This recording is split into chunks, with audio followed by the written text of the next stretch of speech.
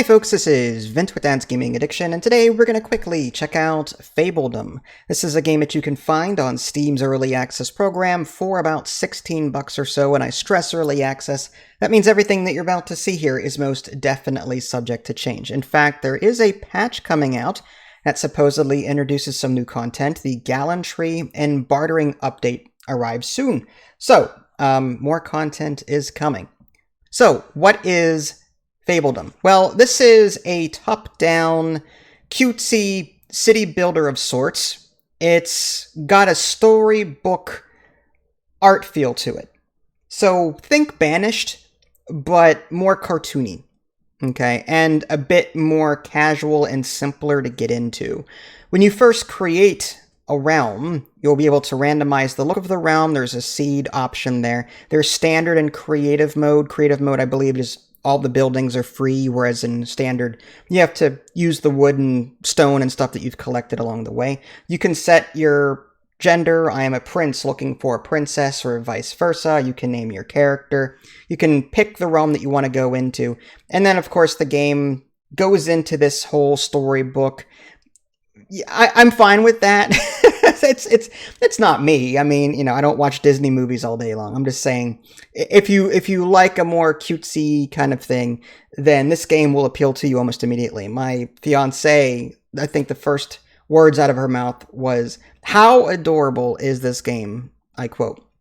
So anyway, like in Banished, you're going to be sort of plopped down into this small area. And when I say small, I'm talking small.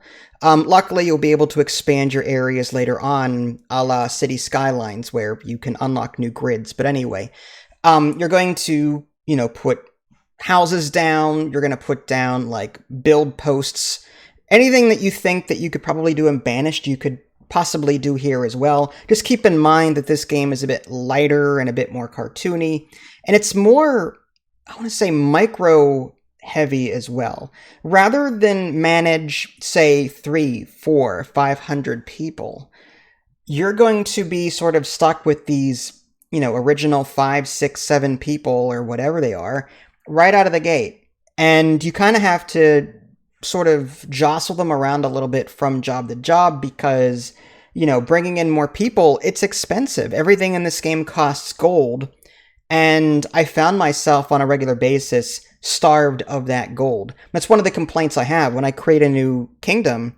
There are no difficulty options. So there's standard and creative mode, sure, but there's no detail. In standard mode, I wish I could have picked, I want the economy to be a little bit more forgiving.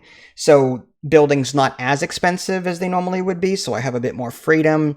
Otherwise, I found myself in one situation, literally sitting there with the game on fast forward for about 10 minutes because I didn't have any gold and I was waiting for tax money to come in so that I could then build something I wanted to build for 100 gold. But it was trickling in 8 gold here, 8 gold there, 8 gold here.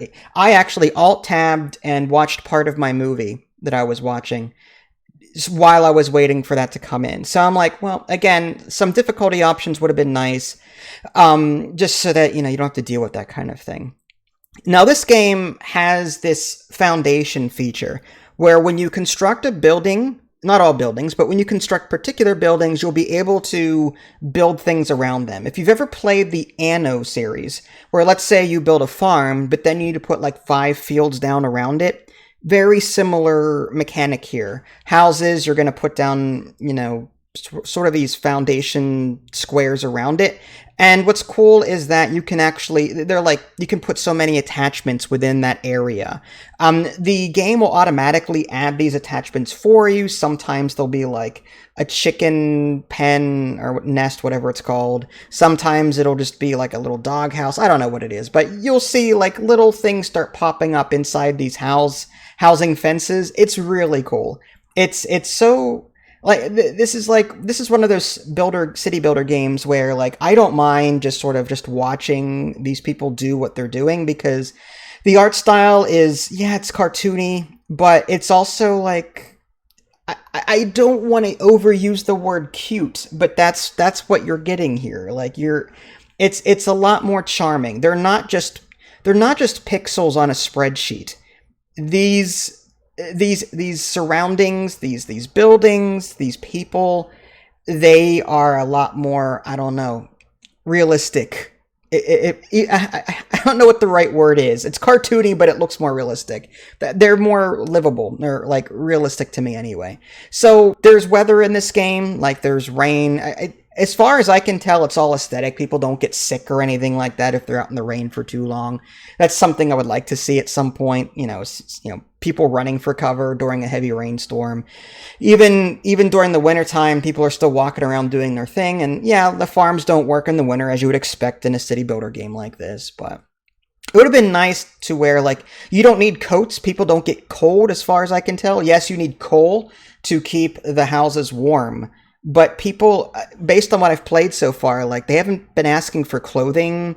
They haven't been asking for other things to, that I would normally see in a more in-depth city builder. And I'm not saying that's a bad thing. I'm just saying that's something to be aware of. If you're like a hardcore city builder kind of person, you may find some things in this game that are lacking because you're used to a more realistic experience. Like I said earlier, you can expand your original land. Like in City Skylines, you level up by adding more population. And when you level up in this game by adding more population, you can unlock new areas, you unlock new buildings. So it's got a similar feel that way. Eventually, you'll get to a point where you're about 30 people strong. You've got a farm over here, a farm over there. Word of another complaint. Farms in this game, you can only have one crop of each type. That sucks. I feel like I'm limited by that. I'd like to have 2 or 3 vegetable farms, not just one. There is limited interaction with this game with other kingdoms. There's even a flirt and wave button that do nothing other than just cause them to do that to you. Like, it doesn't affect their attitude toward you at all. It's just aesthetic. But you can send them, you can send messengers to these people and raise your happiness with them or your relationship with them. You can even court one of the, I guess the NPC countries, but I haven't done that yet. I started doing it, and that's just gifting coal over and over and over again. Seems to be what that particular lady is looking for. But yeah, everything here seems to be like tax-driven in terms of economy. Just build more houses if you need more money, but you gotta watch because building too much, you can only build one farm type, so one vegetable farm, and that's it. And you can't build unlimited fields. So I have no fisheries. They don't eat wheat raw. So how am I supposed to get food to support this gigantic population I want to get to make money when there's only just the vegetable field to feed me for right now? It just seems kind of weird to me. But other than that, it's a charming little city builder. I still recommend it at its price point because you can get a lot of playtime out of this.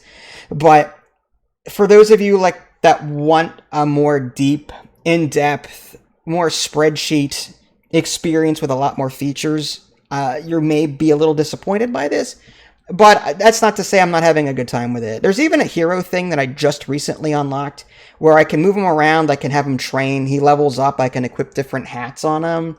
Getting very limited. Other games do it a lot better than this in terms of RPGing, but it's not a bad game. First impressions are good. I'll just say that. First impressions are good. If you want I suppose, a family-friendly city builder and find Banished to be a bit too raw, too difficult, or too stressful, then check this game out. Just be warned, there are no difficulty settings right now to make this standard mode a bit more casual for your liking. This is Vince, thanks for watching, and I will catch y'all next time. Take care.